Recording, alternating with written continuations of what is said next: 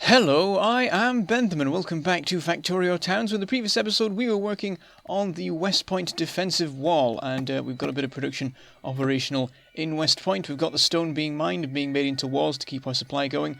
But something that I noticed at the end of last episode, that the train seemed to be missing, the one that comes in from Forton to deliver the ammo and the coal.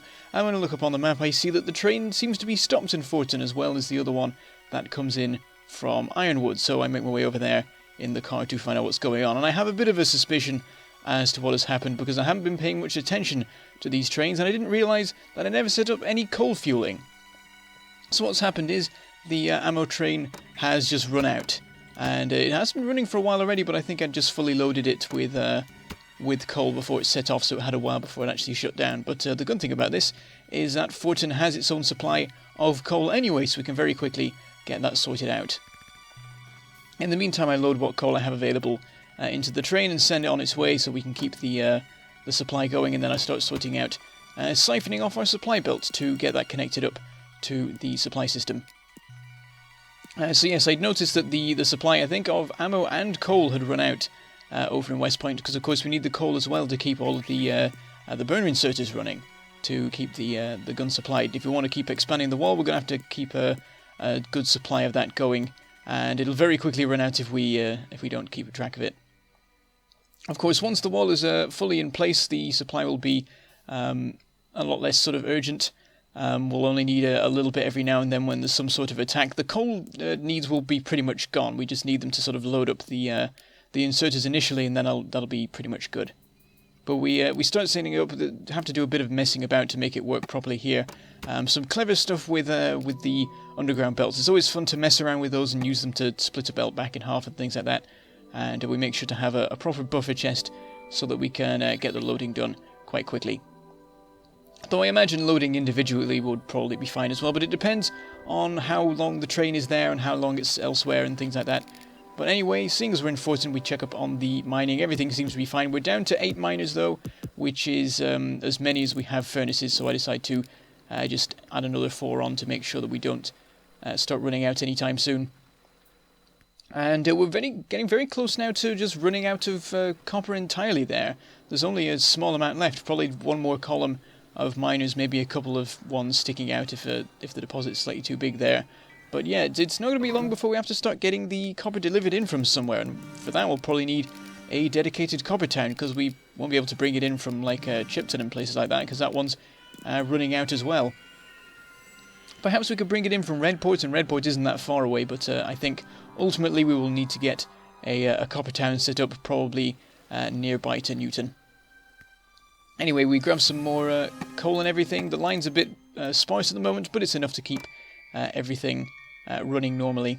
So we'll set off back. But first, I do a little bit of messing about with the car. I've been using this a lot recently to store a bunch of extra materials, and I decided to set up a sort of more standardized system because it was all getting very messy in there, trying to keep track of what should be where.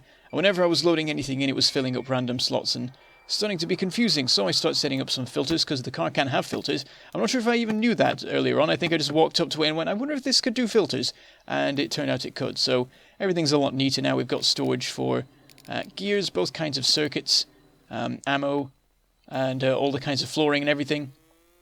Speaking of which, I believe there may be some new flooring coming in 0.13, which is now very close. In the last episode it wasn't, but there's been a little bit of a gap between episodes of a month and a half maybe. So it's probably only a week or so away now, the new update, and in some of the recent Factorio Friday Facts they've been showing screenshots of the game to demonstrate particular things. So there's been like the flamethrower and stuff like that, but also it's a good time to sort of spot random things in the background that the developers have probably even forgotten they put in, but there was some sort of nice sort of striped flooring, like the black and yellow warning stripes you get on things. So that's probably some sort of flooring made of metal or something like that, and it might have an interesting noise when you walk on it as well.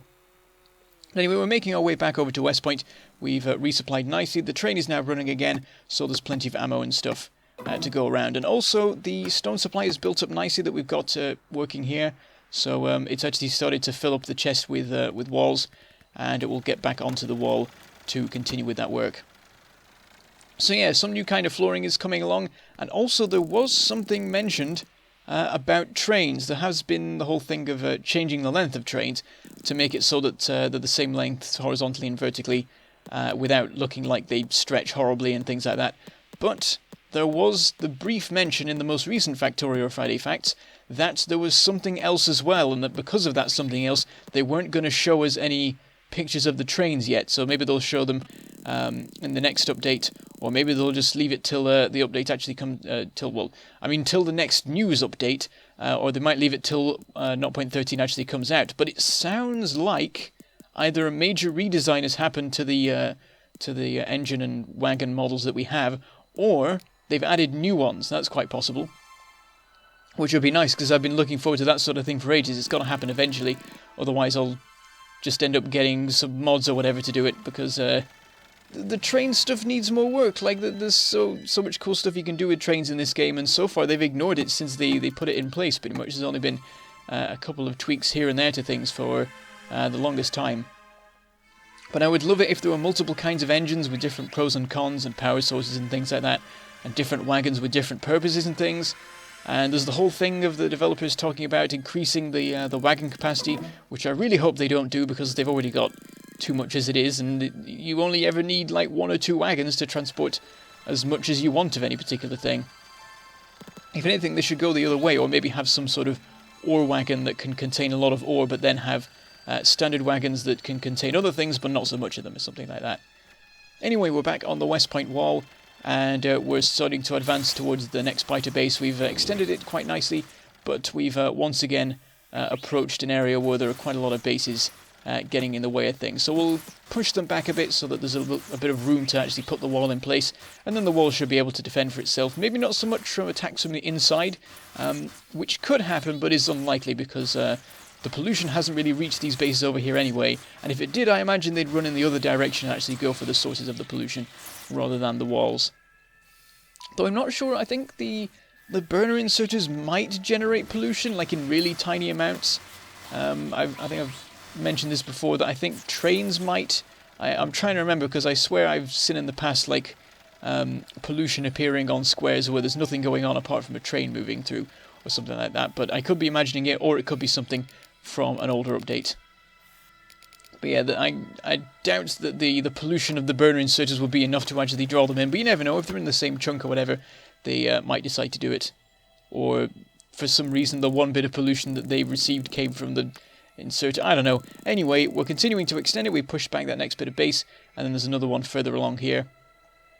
And I'm extending the belt first because of the thing we discovered recently with how the burner inserters work, in that if you put all the burner inserters on first and then run the belt along, then the first one will grab a piece of coal, but then the second one will not see the coal until after it's picked up a piece of ammo, and then won't have enough power to pick up the piece of coal that comes along next. So we extend the belt along first so that the coal is already in place, and then when we put the burner inserters in, they'll just be able to grab it as normal.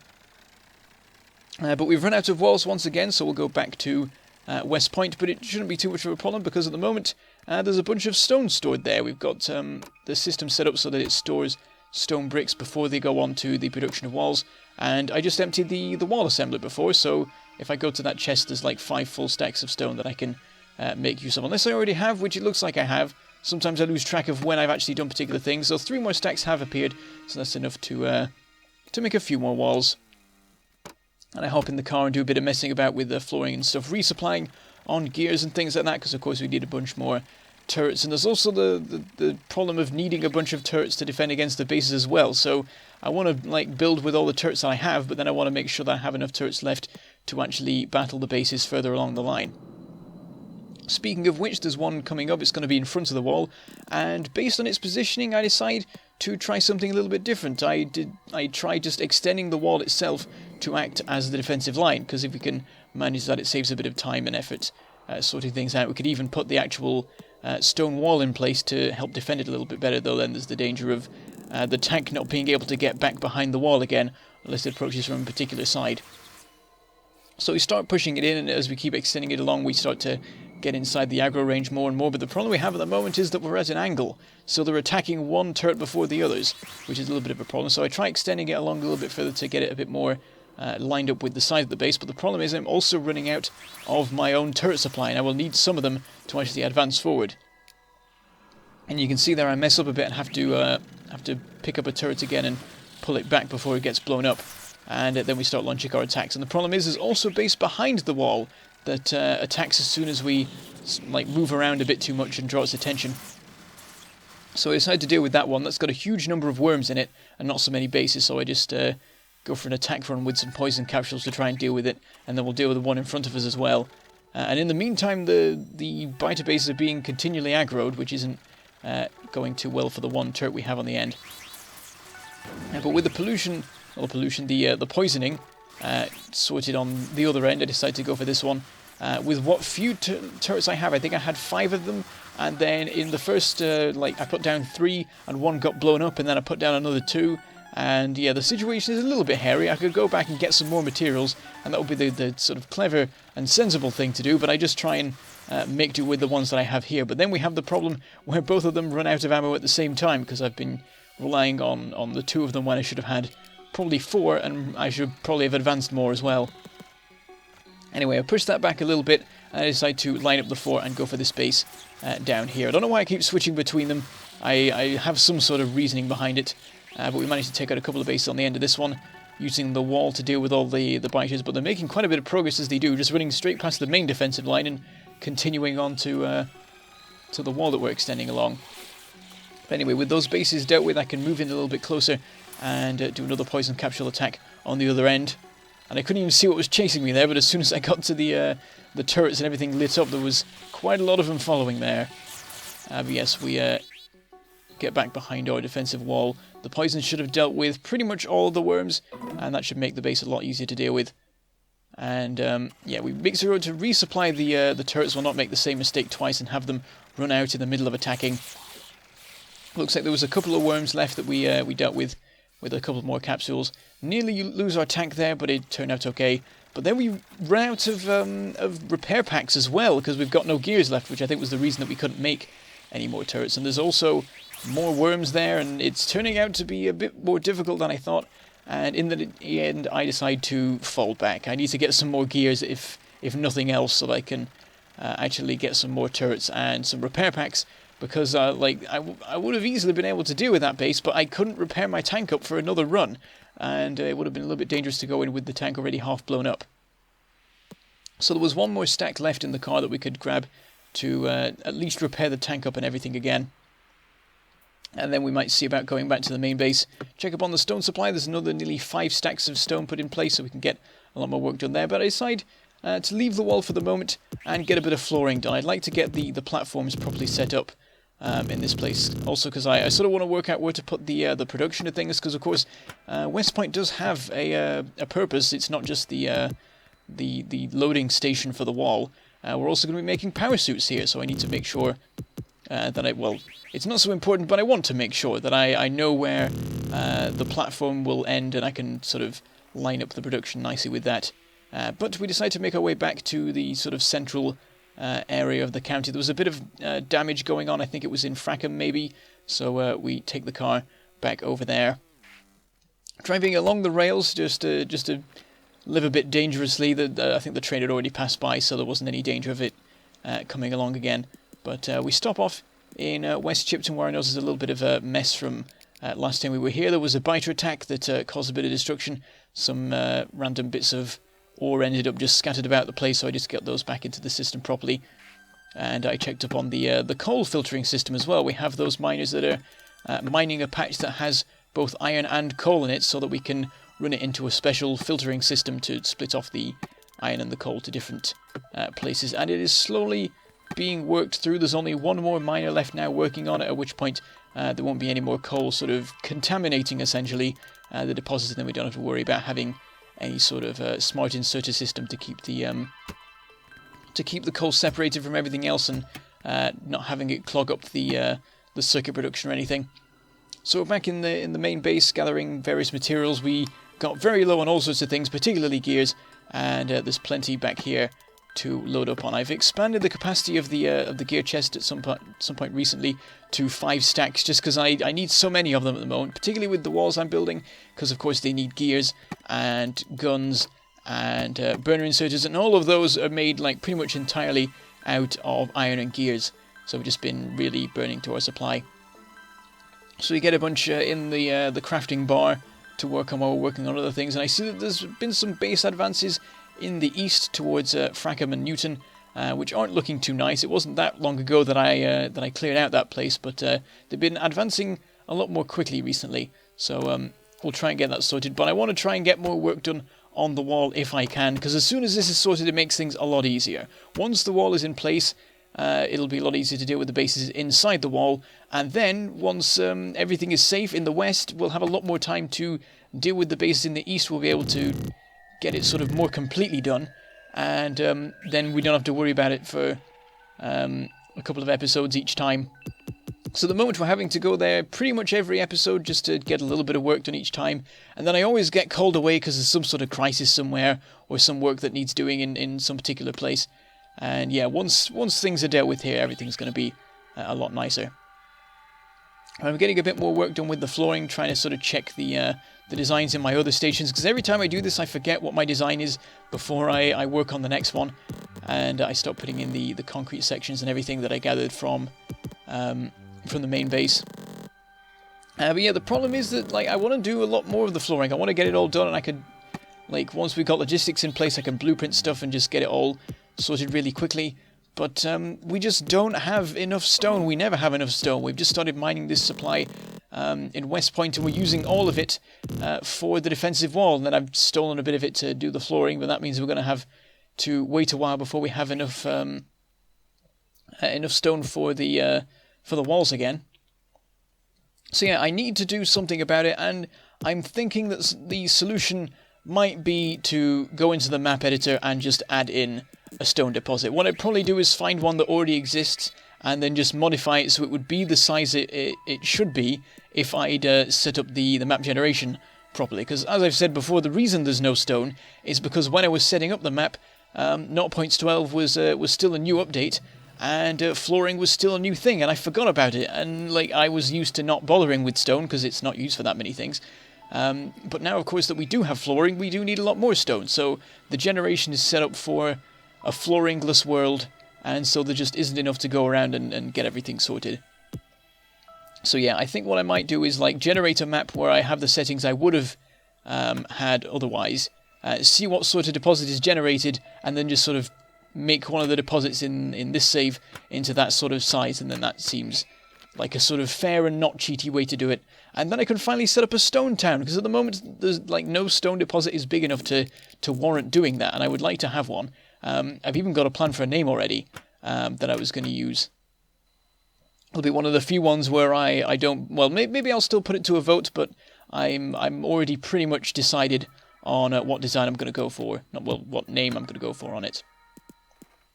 And things like that. So yeah, that's probably what I'll do. I mean, if you think that's a terrible idea and there's alternatives, then by all means mention so in the comments. And another thing to mention in the comments is the situation with processing units, because I can't decide where to have them being made. Right now I'm setting up the powersuit production in Westpoint, and I'm just sort of getting a conveyor belt that will just have a million different things on it, because there's so many random different little bits for powersuit stuff. This is sort of the first specialist production town, I'd say. One where rather than focusing on making lots of one thing, it's focusing on making a small, a handful of a bunch of different things following a particular theme. There's a couple of bases that I'll have like that. I'll probably have a module town, which will be that same sort of thing. I'll probably have a belt town, because it doesn't make sense to have one town that does yellow belts and one town that does underground belts and stuff like that. So yeah, all of the powersuit production is going to be in Westpoint, and I just hop over to Frackham because there was an attack there.